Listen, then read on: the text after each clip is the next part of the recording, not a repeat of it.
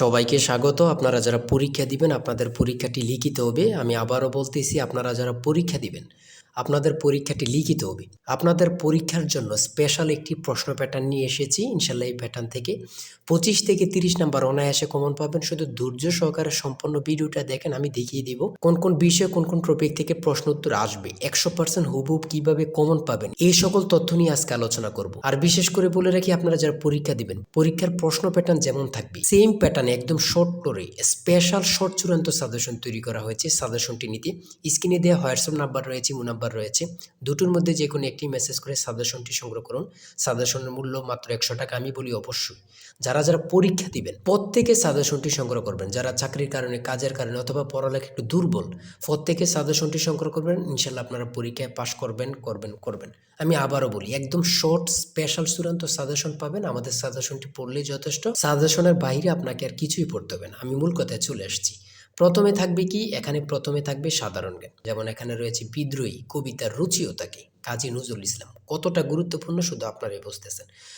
রবীন্দ্রনাথ ঠাকুর কত সালে নোবেল পুরস্কার পান, এটা কত গুরুত্বপূর্ণ আল্লাহ ছাড়া কেউ জানে না। 1913 সালে কত পরীক্ষা আসছে, সেটা আল্লাহ ছাড়া কেউ জানে না। 3 নম্বরে রয়েছে বাংলা সাহিত্য। সাহিত্য সম্রাট বলা হয় কাকে? বাংলা সাহিত্যে সাহিত্য সম্রাট কাকে বলা হয়? বঙ্কিমচন্দ্র চট্টোপাধ্যায়কে। তারপরে রয়েছে 4 নম্বরে বাংলা ভাষায় প্রচলিত 2টি চীনা শব্দ লিখুন। চীনা শব্দ লিখেন, অর্থাৎ আমরা যে ভাষাগুলো প্রতিনিয়ত বলতেছি এই 2টা ভাষা, যেমন চা, চিনি, যেমন এগুলো আমরা মনে করতেছি অনেকে যে এগুলো বাংলা না, এগুলো বাংলা শব্দ না, এগুলো হচ্ছে চীনা শব্দ। ঠিক আছে। বাংলা ভাষায় শব্দসমূহ অর্থ অনুসারে কত প্রকার? 3 প্রকার। বাংলা ভাষার শব্দসমূহ অর্থ অনুসারে কত প্রকার? 3 প্রকার। সন্ধি বিচ্ছেদ থেকে থাকবে। দেখেন, সন্ধি বিচ্ছেদ থেকে আমি যে প্রশ্ন উত্তরগুলো নিয়ে এসেছি এগুলো খুবই গুরুত্বপূর্ণ, আপনাদের পরীক্ষা আসবে। ঠিক আছে। সন্ধি বিচ্ছেদ থেকে দেখেন হিমালয়, গবেষণা, পরীক্ষা, দিগন্ত, এখান থেকে আপনারা 2 মার্ক কমন পাবেন। এই সন্ধি বিচ্ছেদ থেকে আমি বলে দিলাম। তাই বলি অবশ্যই আমাদের চ্যানেলটি সাবস্ক্রাইব ও পেজটি ফলো দিয়ে রাখবেন। কেন? পরীক্ষার নোটিশ, পরীক্ষার রেজাল্ট, পরীক্ষার প্রশ্ন সমাধান, যাবতীয় সকল তথ্য সবার আগে আমরা ভিডিও আপলোড দিয়ে রাখি। আপনি যদি চ্যানেলটি সাবস্ক্রাইব, পেজটি ফলো দিয়ে রাখেন, সবার আগে চলে যাবে আপনার কাছে নোটিফিকেশন। মনে করেন আপনি পরীক্ষা দিয়েছেন, পরীক্ষার প্রশ্ন সমাধান দেখিয়ে দিব, তারপরে রেজাল্টের অপেক্ষা করা লাগবে না, আমাদের চ্যানেলে পেয়ে যাবেন, সকল তথ্য পেয়ে যাবেন, এবং কি নতুন নতুন চাকরির তথ্য পেয়ে যাবে। সার্কুলার দেওয়ার সাথে সাথে আমাদের চ্যানেলে আপলোড দেওয়া হবে। আপনি শুধু আমাদের চ্যানেলটি সাবস্ক্রাইব, পেজটি ফলো দিয়ে রাখলে সবার আগে চলে যাবে আপনার কাছে নোটিফিকেশন। তাই অবশ্যই চ্যানেলটি সাবস্ক্রাইব, পেজটি ফলো দিয়ে আমাদের মেম্বার সদস্য হয়ে আমাদের সাথেই থাকবেন। আপনারা যারা যারা পরীক্ষা দিবেন, আমি বিশেষ করে বলি রাখি, 100 টাকা কিন্তু বড় কথা না। আপনারা প্রত্যেকে সাজেশনটি সংগ্রহ করবেন। ইনশাল্লাহ এই সাজেশনের বাইরে আপনাকে আর কিছুই দেখতে হবে না। তারপরে কারক ও বিভক্তি নির্ণয় করুন। কারক ও বিভক্তি নির্ণয় করুন। শুদ্ধ বানান থেকে থাকবে। শুদ্ধ বানান লিখুন। এখানে 4টা দেওয়া আছে, 4টার জন্য 4 নাম্বার। এক কথায় প্রকাশ করুন, আল্লাহকে বিশ্বাস করে না যে নাস্তিক। চিরকাল, দরিয়া স্থায়ী, চিরস্থায়ী। এখানে প্রত্যেকটা প্রশ্ন খুবই গুরুত্বপূর্ণ। অর্থসহ বাক্য রচনা করুন। প্রত্যেকটা প্রশ্নের মান কিন্তু 1 করে। ঠিক আছে। তারপরে ট্রান্সলেট থাকবে। আপনাদের পরীক্ষায় ট্রান্সলেট থাকবেই, 100% শিওর ট্রান্সলেট থাকবে। ঠিক আছে। এখানে ট্রান্সলেটগুলো দেওয়া রয়েছে, খুবই গুরুত্বপূর্ণ। ঠিক আছে। তারপরে থাকবে আপনাদের শর্ট করে একটি প্যারাগ্রাফ থাকবে। শর্ট করে একটি প্যারাগ্রাফ, অথবা 5টা সেন্টেন্স লিখতে বলবে, অথবা 7টা সেন্টেন্স লিখতে বলবে। যেমন মাই কান্ট্রি সম্পর্কে লিখতে বলছে, এখানে প্যারাগ্রাফ থাকবে।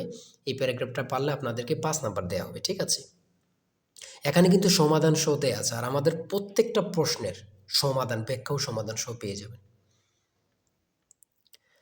আসল শর্ট চূড়ান্ত সাজেশনটা কিন্তু এই নাম্বার হোয়াটসঅ্যাপ, ইমো আছে, ওখানে মেসেজ করে সাথে সাথে সংগ্রহ করুন। এদিক দিয়ে কিন্তু প্যারাগ্রাফটা সমাধান সহ দেওয়া আছে, আপনারা দেখে নেন। মেক সেন্টেন্স, এখানে 5টা দেওয়া আছে, 5টার জন্য 5 নাম্বার। প্রিপোজিশন থেকে থাকবে। আমি বারবার বলে রাখি, ইংরেজি পার্ট থেকে প্রিপোজিশন থেকে আপনার থাকবে।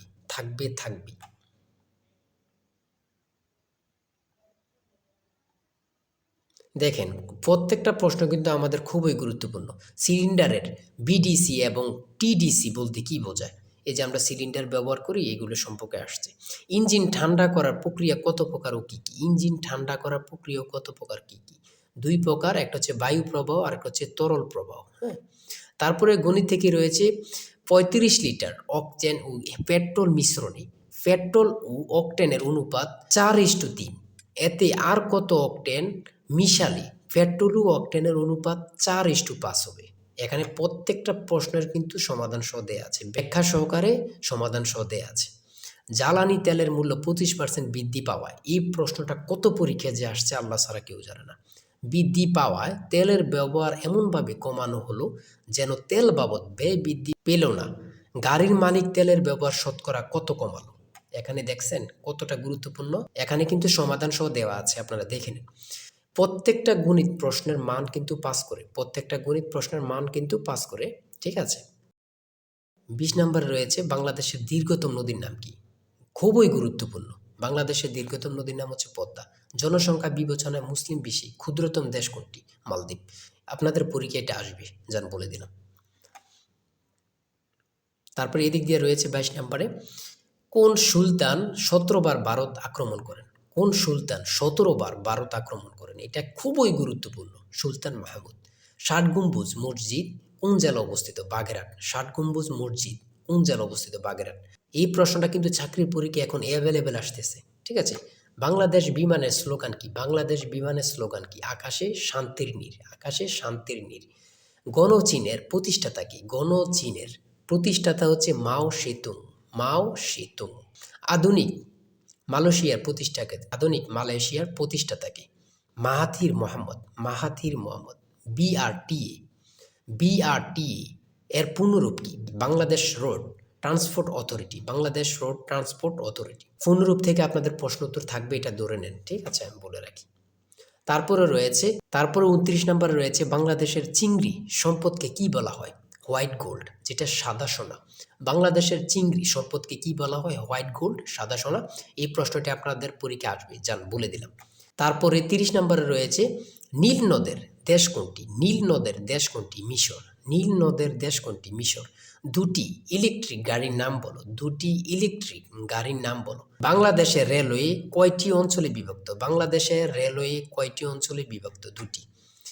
তারপরে রয়েছে পরিবিবির মাজার কোথায় অবস্থিত? পরিবিবির মাজার কোথায় অবস্থিত?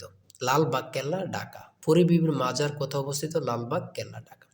চলন বিল কোন জেলা অবস্থিত? চলন বিল কোন কোন জেলা অবস্থিত? নাটোর, সিরাজগঞ্জ, পাবনা। চলন বিল কোন কোন জেলা অবস্থিত? নাটোর, সিরাজগঞ্জ, পাবনা।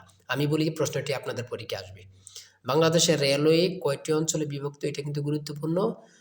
চলন বিল কোন কোন জেলা অবস্থিত? এটাও কিন্তু গুরুত্বপূর্ণ, ঠিক আছে। এই প্রশ্ন উত্তরগুলো কিন্তু খুবই গুরুত্বপূর্ণ।